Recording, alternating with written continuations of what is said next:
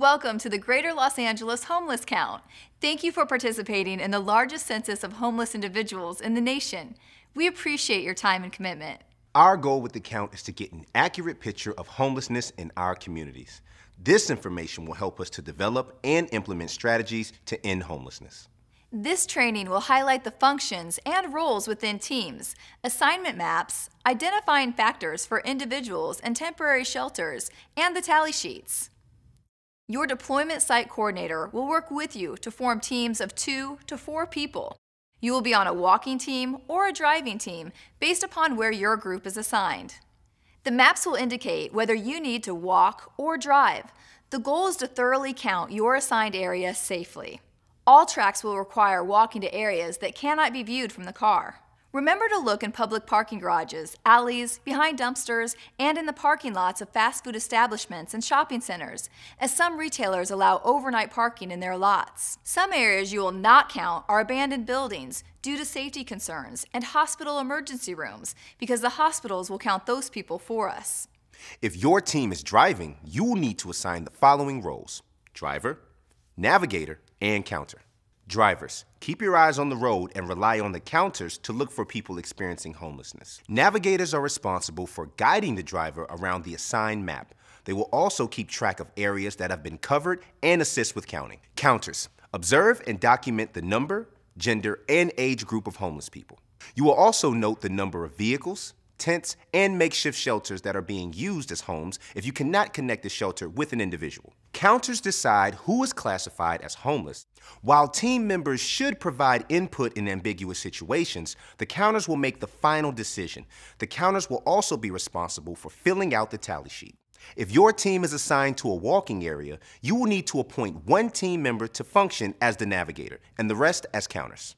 You will typically need a member of your team to transport you to the assigned area where you will walk or agree upon a place to meet your team in that area. Please be aware that private property is off limits. This includes schools and abandoned buildings. Let's take a closer look at the maps you'll be using to navigate your assigned area. This is a sample map. The legend on the left-hand side highlights the census tract number, as well as the Community and Service Planning Area, or SPA. This is designated as a driving tract, which means the teams covering this area will need to use a car to drive between locations within the specified area where homeless individuals may be living, such as parks and shopping centers. The legend also includes estimated road miles, deployment site, and your assigned census tract. Alternatively, the QR code will link you to an online census tract finder that will assist you in locating your census tract within its geographical context. Once on the Census Tract Finder site, you will need to enter your census tract number, found in the top right-hand corner of your map. You are going to count on the inside of the blue borders of the census tract. Let's take a look at 2 different streets to help illustrate this. First, consider Hill Row Street. This street acts as a border. Like every street, it has 2 sides, but because it is a border street, you will only count the side of the street that's on the inside of the census tract, not both sides.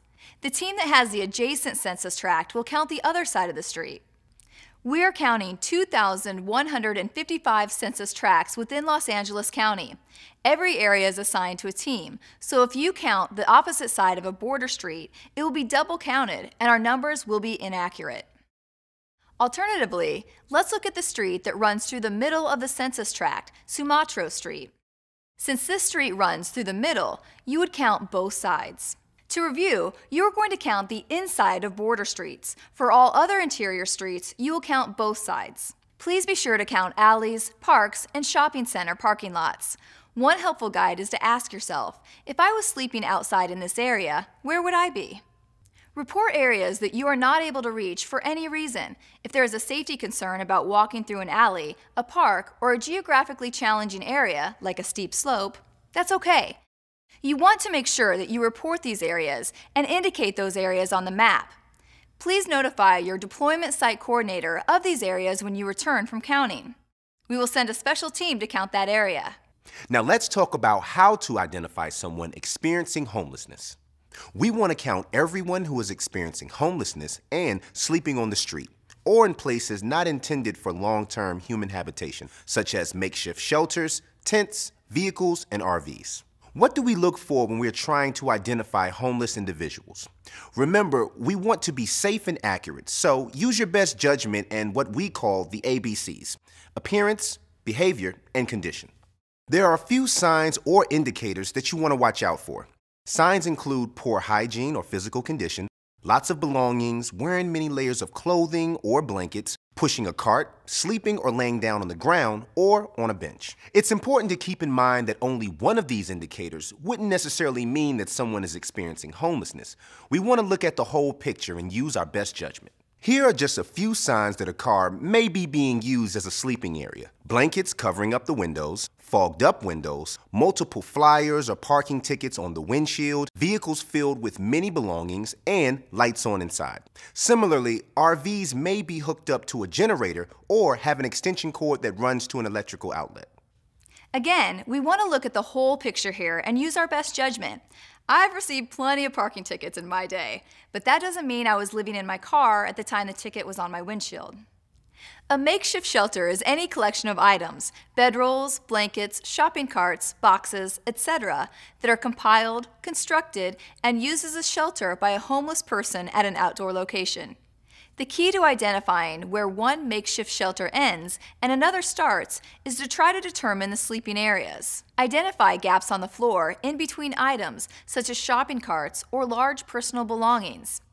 Typically, one sleeping area is equivalent to one makeshift shelter. Here we can see two makeshift shelters.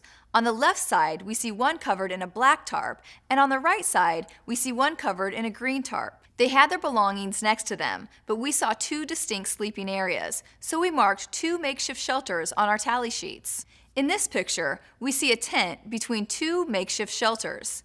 The tent is in front of a building with a blue tarp hung from the windows. Do we count this as a tent or a makeshift shelter? In this example, we count the most prominent structure. The tent is the defining structure, so we add one mark for a tent on the tally sheet. Remember, this is a visual count only, so it is important to be respectful and keep a few guidelines in mind. Do not knock on the door or open a tent flap to see how many occupants are inside. Respect their privacy. Do not engage with individuals in their shelters or personal space. If you can't see how many occupants are inside, then only count the makeshift shelter, tent, and vehicle, not both. Now that you have an understanding of who and what to count, let's take a look at the tally sheet. On the top line, you will find the service planning area you are in, the census tract number, the split code if the map you received is a split of a census tract, and the name of the deployment site and the deployment site code. It's important to fill out your tally sheet completely, and please print clearly and legibly. Write in your deployment site coordinator's name and phone number so you can contact them if you have any questions while you are counting. Print the names of your team members and their phone numbers. This is important in case we need to follow up with you regarding a question on the tally sheet. In the following section, you will use a hash or tally mark to identify how many individuals you observe.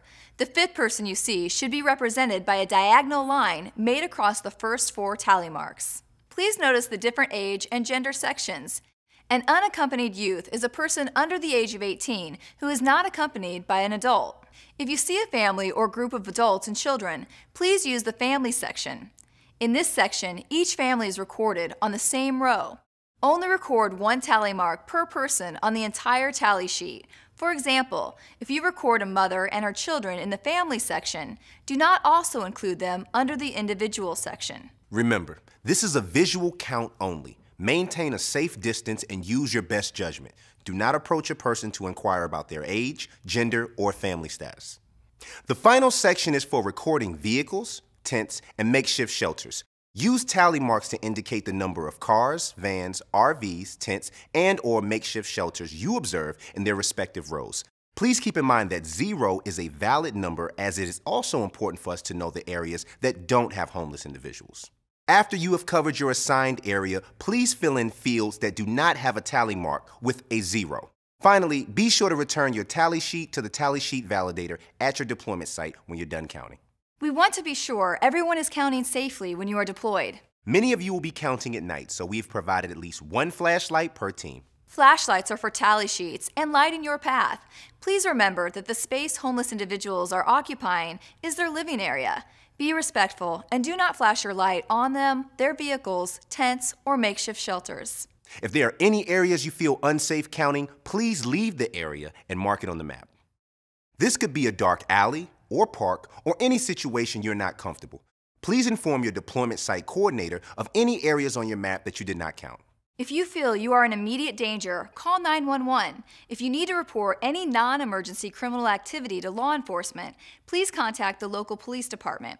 Your deployment site coordinator will provide that number to you. The Greater Los Angeles Homeless Count is a large event with thousands of participants. We expect media outlets to be interested.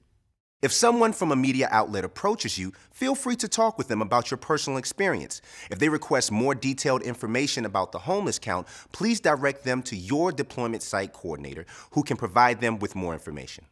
The last thing you will need to do before you deploy is sign and return the liability waiver. You are not sanctioned to count if you do not turn in the liability waiver. Also, for volunteers 17 and younger, please see your deployment site coordinator for assignments at the site. Count volunteers must be 18 years of age to deploy in the field. We have some enhancements to the 2018 Homeless Count training that we want you to be aware of. The first one, utilize the red dot on your census tract maps. When you break up into teams and get assigned census tracts to count, each census tract map will have a red dot located somewhere within the census tract. This is provided to you in case your team needs assistance navigating from the deployment site to your assigned census tracts. On the sidebar, you will find a corresponding address associated to the red dot. Enter in the address into your GPS navigator or smartphone when you leave your deployment site to help you get to your census tract. Once you get within the boundaries of your census tract, you can go ahead and start counting. Remember to thoroughly count your entire census tract. The second thing you want to make clear is how to properly count makeshift shelters. We went over this earlier, but we want to make sure you understand how to count makeshift shelters properly and accurately. The two main things that you want to look for are clear sleeping areas and dividing lines. Sleeping areas commonly have clear entrances as well.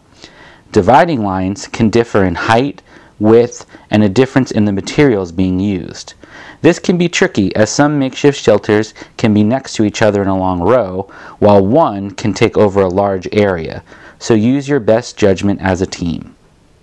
The third and final thing that you want to emphasize is the sometimes said phrase of, when in doubt, count. Have you heard that before? Regardless, no, don't count when in doubt. Talk about it with your team. Look at the whole context of the environment. Refer to your quiz sheets that you'll take with you to remind you of the ABCs of identifying people and vehicles, and come to a consensus as a team on whether an individual is experiencing homelessness or a vehicle is being lived in.